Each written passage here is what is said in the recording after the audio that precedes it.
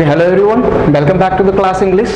और आज की क्लास में हम लोग सिनोनिम्स एंटोनिम्स के सीरीज को आगे बढ़ाते हुए, ठीक है, डे 13 पे पहुंच चुके हैं और सी से वर्ड को स्टार्ट किया गया था, आपको पता है, ठीक है ना। उसी से रिलेटेड आज हमारे पास 4 वर्ड्स है, contemplate, clemency, cursory and cram, ठीक है ना। चलिए एक वन बाई वन हम लोग सारे वर्ड्स को डिस्कस करते हैं। तो फर्स्ट वर्ड बोलिएगा क्या है सर? कॉन्टेम्पलेट, ठीक है ना।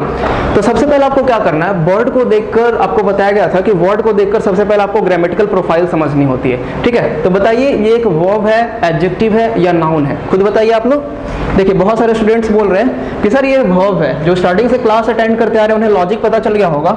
अगर वर्ड के लास्ट में ई लगा हुआ होता है ना, तो ज्यादातर पॉसिबिलिटी है कि वो क्या होता है, एक रेगुलर वर्ब होता है। अगर ये रेगुलर वर्ब है तो आप बोल सकते हैं contemplate, contemplated, contemplated, second form third form इसका बन गया, ठीक है। चलिए ये चीज समझे। अब इसके मीनिंग को समझते हैं। सर कॉन्टेम्पलेट मीन्स होता क्या है, ठीक है। देखिए एक तो थिंक वर्ड आपको पता है कि आप सोचते हो किसी चीज पर नॉर्मली, लेकिन अब आप किसी चीज को बहुत गहराई से सोचने लगो ना, डीपली अगर उसमें इन्वॉल्व हो जाओगे, ठीक है ना। जैसे कि बाय द वे क्या होता है कि आपको एक क्वेश्चन दिया गया मैथमेटिक्स का, ठीक है, और आपसे सॉल्व नहीं हो रहा, आप बहुत लॉन्ग टाइम से उसमें लगे हुए, अपना माइंड लगा रहे हो, ठीक है ना। आपका ध्यान हर एक चीजों से हट गया, सिर्फ और क्वेश्चन पे चला गया, ठीक है ना। आप उसी को सोच रहे हो कि किसी तरीके से हमें इसका सॉल्यूशन निकालना है, क्लियर। तो यू आर कॉन्टेम्पलेटिंग, समझ रहे हो ना, you are thinking over the problem, clear. आप लोग समझ रहे हैं, जब डीपली इन्वॉल्व हो गए तभी इस कॉन्टेम्पलेट वर्ड का यूज किया जाएगा, ठीक है। देखिए सिंपल यहाँ पे वर्ड्स यूज करेंगे। यहाँ पे जो भी फ्रेजल वर्ब के फॉर्म में सबसे पहला वर्ड आपके पास लिखा गया सर, थिंक ओवर। बोलिए क्या बोला गया? Think over. देखिए सब फ्रेजल वर्ब के फॉर्म में, और यहाँ पे प्रिपरेशन का कॉन्सेप्ट भी आपको क्लियर होगा। You always think over something, ठीक है ना, think over something, think over, mull over, बोलिए सब लोग, मल ओवर, ब्रूड ओवर, ठीक है। सबके साथ देखिए प्रिपरेशन क्या हो रहा है, ओवर का यूज हो रहा है, ब्रूड ओवर, पॉन्डर ओवर, ठीक है, पॉन्डर ओवर। एक बोल सकते हैं आप लोग म्यूज ऑन, बोलिए सब लोग, म्यूज ऑन एक वर्ड बोला जाता है, रूमिनेट ऑन, ठीक है ना।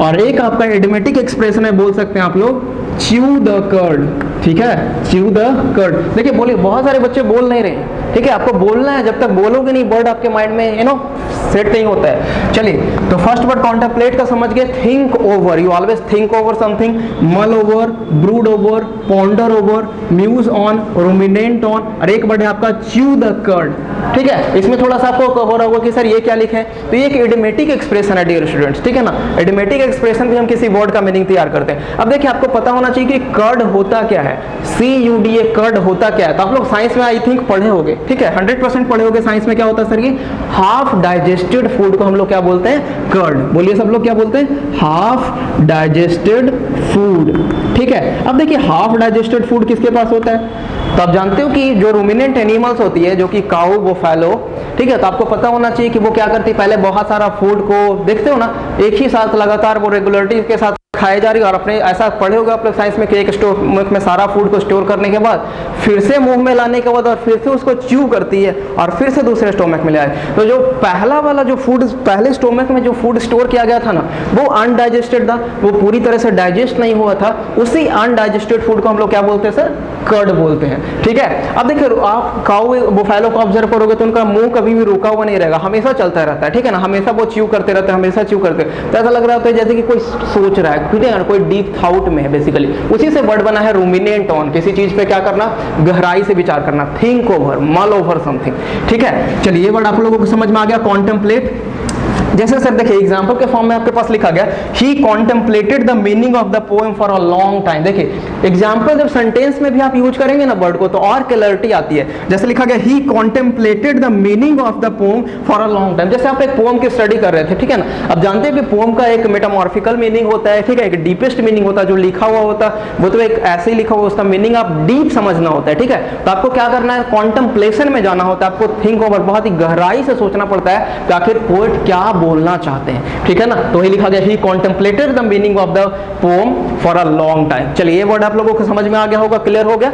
चलिए अभी देखिए, आपको बार बार बोला जाता है अभी सिर्फ आप वर्ड पे देखने पे फोकस कीजिए, अभी समझिए, बोलिए, और लास्ट में आपको डिस्क्रिप्शन बॉक्स में नोट्स मिलता है ना, आप उससे नोट बनाते जाइए, आपकी वोकैबुलरी एक दिन बहुत अच्छे लेवल पर पहुंच जाएगी, ठीक है ना। और जब कंसिस्टेंसी के साथ किसी चीज पे काम करोगे ना तो उसका बेनिफिट मिलेगा, लेकिन आप एक दिन किए एक दिन नहीं किए तो उससे कुछ होगा नहीं, ठीक है। चलिए तो आप रेगुलरिटी के साथ अटेंड कीजिए क्लास को। चलिए नेक्स्ट है आपके पास सर क्लीमेंसी, ठीक है। क्या लिखा गया? क्लीमेंसी।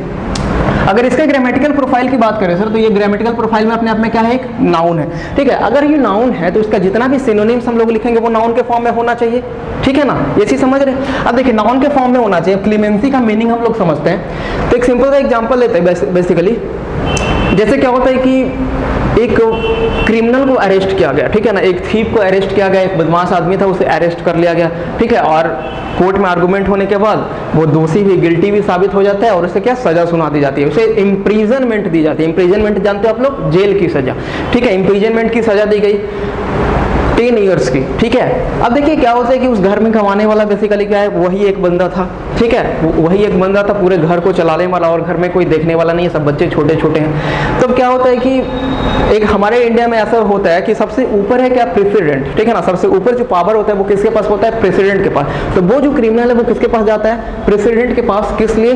सर थोड़ा सा दया दिखाइए, मेरी सजा को कम कीजिए, ठीक है ना। तो प्रेसिडेंट के पास ये पावर है। आर्टिकल 162 बेसिकली हमें कंप्लीट नहीं है, आई थिंक 162 ही है, और गवर्नर के पास 72 है आर्टिकल, ठीक है। स्टेट लेवल पे अगर कोई क्राइम होगा तो गवर्नर उसको क्लीमेंसी दे सकते हैं। क्लीमेंसी का सिंपल मीनिंग आप लोग समझे ना, माफ करना, थोड़ा सजा को क्या कर देना? दया दिखाना। देखो बट आप लोग जानते हैं सर पार्डन, बोलिए सब लोग, क्या बोला गया? पार्डन, ठीक है। जैसे क्या बोलते हैं कि जैसे कोई बंदा हमसे कोई क्वेश्चन पूछा, हमें वो क्वेश्चन समझ में नहीं आया, उसकी आवाज, उसकी वॉइस ऑडिबल नहीं, मतलब क्या? सॉरी मुझे सुनाई नहीं दिया, आप फिर से बोलिए, ऐसा बोलते हैं ना आप लोग, देखोगे बहुत सारे। चलिए तो पार्डन, और बोल सकते हैं आप लोग पीटी, ठीक है, पीटी बोल सकते हैं सर, और बोल सकते हैं एमनेस्टी, बोलिए सब लोग, एमनेस्टी। देखिए हमारे कॉन्स्टिट्यूशन में जो वर्ड यूज किया गया वो बेसिकली एमनेस्टी ही है, उसी का सिनोनिम्स है क्लीमेंसी, ठीक है। और एक वर्ड बोल सकते हैं आप लेनियंसी, देखिए सारा एक ही जैसा वर्ड है, आप क्लीमेंसी बोलेंगे तो लेनियंसी भी बोल सकते हैं और एमनेस्टी भी बोल सकते हैं, सबका साउंडिंग बेसिकली सेम ही आ रहा है। और एक सिंपल वर्ड है पार्डन एंड पीटी, ठीक है। चलिए ये चीज आप लोग समझे। नेक्स्ट वर्ड आपके पास है सर कर्सरी। क्या लिखा गया? कर्सरी। चलिए तो कर्सरी की बात करें तो कर्सरी अपने आप में क्या हुआ? एडजेक्टिव, ठीक है।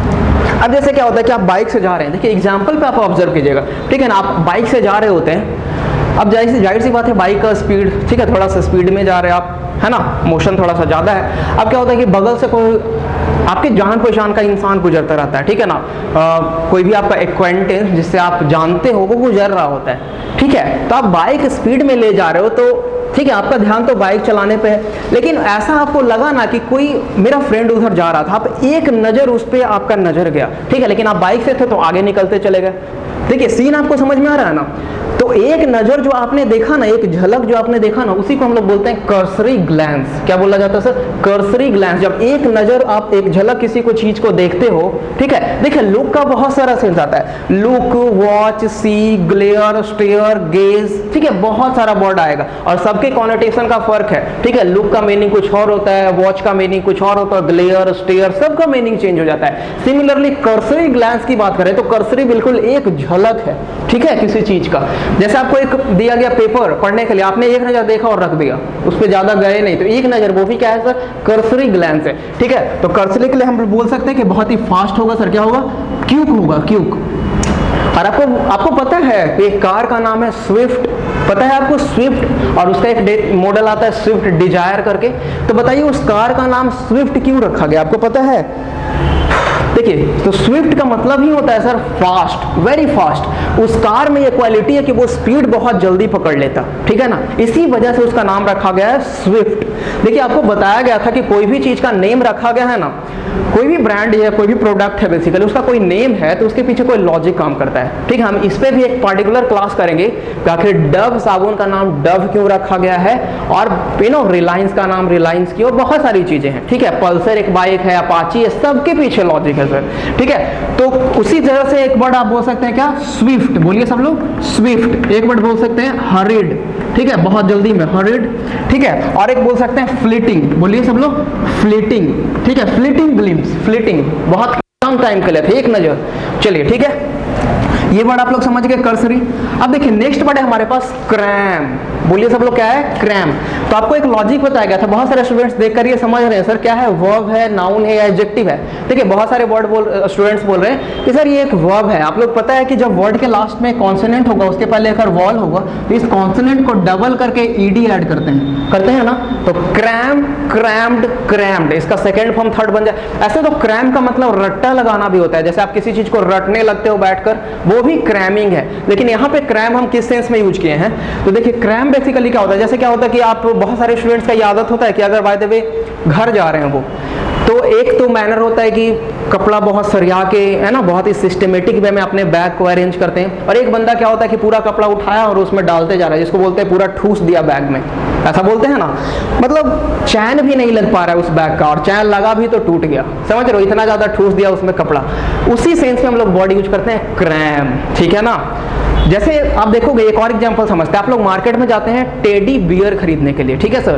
तो टेडी बियर जो टॉय है ना, वो कैसा टॉय है, तो वो अस्टफ टॉय है। कैसा टॉय है, अस्टफ। अस्टफ का मतलब भरा हुआ है, उसमें क्या भरा हुआ, कुछ भी फोम भरा, कॉटन वगैरह भरा हुआ है, अस्टफ है, वो बिल्कुल भरा हुआ है, ठीक है। चलिए, तो क्रैम का मतलब आप लोग समझ गए क्या, अस्टफ। देखिए बोलिए सब लोग, अस्टफ, ठीक है ना। आप बोल सकते हैं फुल ऑफ, ठीक है ना। जैसे अगर हम बोलेंगे ना फुल टू द ब्रीम, एक इडियोमेटिक एक्सप्रेशन ही बोलते हैं, फुल टू द ब्रीम। देखिए ब्रीम क्या होता है ना, जैसे एक कप बनाते हैं, ठीक है, अब बनेगा कि नहीं ठीक से, लेकिन देख सकते हैं आप लोग। चलिए अप्रॉक्स ठीक ही ठाक बन गया। इस कप को देखेंगे आप लोग, प्याले में चाय पीते हैं, ठीक है। अब क्या होता है कि चाय को एकदम यहाँ तक भर दिया जाए, टी को पूरा ऊपर लेयर तक, जरा सा भी बचा हुआ नहीं रहे, मतलब जरा सा भी कप अगर हिलेगा ना तो चाय बाहर आ जाएगा, ठीक है। वो टी या कॉफी आप जो भी पीते हैं, अगर ऊपर लेयर तक भर दिया जाए तो उसके हम लोग बोलते हैं फुल टू द ब्रिम। जो ऊपर वाला लेयर होता है ना कप का, उसे बोलते हैं ब्रिम, ठीक है। और एक एग्जाम्पल आप लोग सुने होंगे कि his eyes was full of brimmed with tears. देखे ना, ब्रिम्ड विथ टीयर्स, ठीक है। ब्रिम्ड विथ टीयर्स मतलब आंखों, उसकी आंखें जो थी बिल्कुल आंसुओं से भरी हुई थी, तो क्या बोलेंगे, ब्रिम्ड विथ टीयर्स। देखिए कुछ वर्ड्स हैं हमें भी याद नहीं है, देख लेते हैं, ठीक है। चलिए, इसमें अगर लिखना चाहे ना क्रैम के लिए और कोई वर्ड लिखना चाहे तो आप बोल सकते हैं सर अस्टफ हो गया, फिल हो गया, ठीक है। ओवरलोड बोल सकते हैं, देखिए क्या बोल सकते हैं सर, ओवरलोड हो जाएगा, ठीक है ना। ओवरफ्लो हो सकता है, ओवरफ्लो हो सकता है, और क्या हो सकता है, स्क्वीज, बोलिए सब लोग, स्क्वीज हो सकता है। चलिए ये वर्ड आप लोग समझ गए, और पीछे कोई वर्ड छूटा हुआ है तो उसको भी देख लेते हैं। नेक्स्ट वर्ड है कर्सरी, रैपिड, स्विफ्ट हो गया, हरीड हो गया, फास्ट, ठीक है। एक वर्ड हो गया फास्ट, सिंपल वर्ड था। चलिए इसमें भी कोई वर्ड है क्या, हाँ, तो एक वर्ड है सर फॉरगिवनेस। देखिए ये सब सिंपल वर्ड है, देखिए फिर भी माइंड में नहीं था, फॉरगिवनेस। और एक वर्ड था आपका मर्सी, ठीक है, मर्सी भी जानते हो, मर्सी किलिंग भी वर्ड सुने होंगे आप लोग, ठीक है। चलिए, और एक वर्ड इसमें भी होता है ड्वेल ऑन। क्या होता है सर, ड्वेल ऑन या अपॉन हम लोग यूज करते हैं, ड्वेल ऑन या अपॉन, ठीक है। तो देखिए आपको बोला जा रहा है बेसिकली कि होता क्या है ना, कि जब आप एक वर्ड लिख दोगे और उसका बोला जाएगा कि आप सिस्टमेटिकली 10-12 सिनोनिम्स जो भी होता है वो लिखते चले जाओ, तो क्या होता है, पॉसिबिलिटी कि आप 2-3 वर्ड बीच में भूल जाते हो, ठीक है। ये सबके साथ हो सकता है, अगर मेरे साथ भी हो रहा है, ये नॉर्मल चीज है, ठीक है ना, क्योंकि वर्ड्स होता है इनफाइनाइट, क्लियर। तो 2-3 वर्ड बीच में भूल जाना ये कोई बड़ी बात नहीं, ये सब नॉर्मल है, ओके। चलिए, तो आई होप आपको सारा समझ में आओगा, एक बार रिपीट करते हैं हम लोग, ठीक है। बोलिए सब लोग, कॉन्टेम्पलेट का के सिनोनिम्स में क्या लिखेंगे, think over, mull over, brood over, ponder over, ठीक है, muse on, ruminate on, direct chew the cud, idiomatic expression, dwell on या अपॉन। यहां से आपका प्रिपरेशन का कॉन्सेप्ट हुआ कि थिंक के सेंस में जब प्रिपरेशन यूज किया जाता है तो मोस्टली क्या होता है sir, over, you always think over something, ठीक है। चलिए क्लीमेंसी के लिए बोलिए, clemency article 162 and article 72, article 72 for governance, article 162 basically हम कंफर्म नहीं है बट ऐसा ही है, ठीक है। किसके लिए सर, प्रेसिडेंट के लिए, हो सकता है आगे पीछे थोड़ा सा। चलिए, pardon, pity, amnesty, leniency, forgiveness and mercy. चलिए नेक्स्ट वर्ड है सर कर्सरी। कर्सरी आप लोग बाइक वाला एग्जांपल आपके माइंड में रहेगा, आप बाइक से जा रहे थे, आपका फ्रेंड एक झलक पड़ा, ठीक है, दैट इज कर्सरी ग्लैंस, ठीक है ना। आपका एक बुक का नाम भी होता है टेक अ ग्लैंस, एक बुक का नाम था social science basically, take a glance मतलब एक नजर, ऐसा कुछ था। Cursory, quick, swift, hurried, fleeting, fast, ठीक है। चलिए क्रैम का मतलब एक तरफ तो आपको पता है रट्टा लगाना, दूसरा पूरा ठूस कर किसी चीज को भर देना, ठीक है ना। Stuff full of brim, full to the brim, overload, overflow, squeeze. Example आप लोग देखे थे, an imprisoned guy has been granted clemency. एक इम्प्रिजन्ड गाय मतलब जो जेल में था उसे क्या किया गया, क्लीमेंसी आफ्टर सम टाइम, ठीक है। He gave a cursory glance at the report. Cursory glance, एक रिपोर्ट दिया गया, उस पर कर्सरी ग्लैंस मतलब एक नजर देखा वो बंदा, ठीक है। He cram the suitcase with cloth, जैसा आपके एग्जांपल बताया, सूटकेस को क्या कर दिया, पूरा कपड़े से ठूस के भर दिया गया। चलिए, तो आई होप आपको लोग सारा वर्ड समझ में आया होगा, ठीक है। आप डिस्क्रिप्शन बॉक्स से देखकर नोटबुक में नोट्स बनाइए, आपके लिए बेनिफिशियल होगा। ओके, तो let's see you in the next class. Next class में हम लोग सीरीज को आगे बढ़ाएंगे। तब तक के लिए keep smiling, keep learning, take care, thank you so much.